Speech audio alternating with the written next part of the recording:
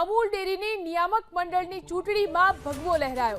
નિયામક મંડળમાં ભાજપે સ્પષ્ટ બહુમતી મેળવી 12 બ્લોકની બેઠકમાંથી 10માં ભાજપના ઉમેદવારોનો વિજય થયો। પેટલાદ બેઠક પર ભાજપના બીનાબેન પટેલનો વિજય થયો। બીનાબેન પટેલને 88 મત મળ્યા। નિયામક મંડળમાં 8 બ્લોક માટે 24 મતદારો વચ્ચે ચૂંટણી જંગ હતો। નડિયાદ, કઠલાલ, આણંદ, માતર બ્લોકની બેઠક ઉપર સૌની નજર છે। કુલ 12 બેઠકમાંથી 4 બેઠક પર ભાજપના ઉમેદવાર બિનહરીફ થયા છે। તો અમૂલ ડેરીની નિયામક મંડળની ચૂંટણીમાં ભગવો લહેરાયો છે।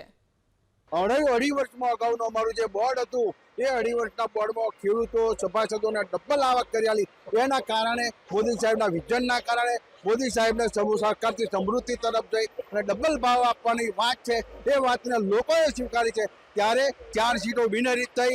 4માંથી આણંદ જિલ્લાની 3 સીટો ભારતીય જનતા પાર્ટીમાં આવી। વર્ષોથી એક જે વ્યક્તિ સભાસદ હતી એ પણ જનતા પાર્ટીના અમારા વિજયભાઈ પ્રમુખ હતા, પૂર્વ પ્રમુખ ખેડા જિલ્લા, એમનો વિજય થયો છે। આમ આણંદ જિલ્લાની 4 સીટો બિનહરીફ એમ કરી 8 સીટો અને બાકીની રહી છે તમામ સીટો ભારતીય જનતા પાર્ટી જવાની છે। અને આઝાદી બાદ સૌપ્રથમવાર અમૂલ ડેરીની અંદર મોદી સાહેબના કારણે, અમિતભાઈ શાહ સાહેબના કારણે અને પાટીલ સાહેબના કારણે અને રત્નાકરજી સાહેબના અથાગ પ્રયત્નોના કારણે આજે અમૂલ ડેરીની અંદર ભગવો લહેરાયો છે। એનો મને આજે ગર્વ અને આનંદ છે।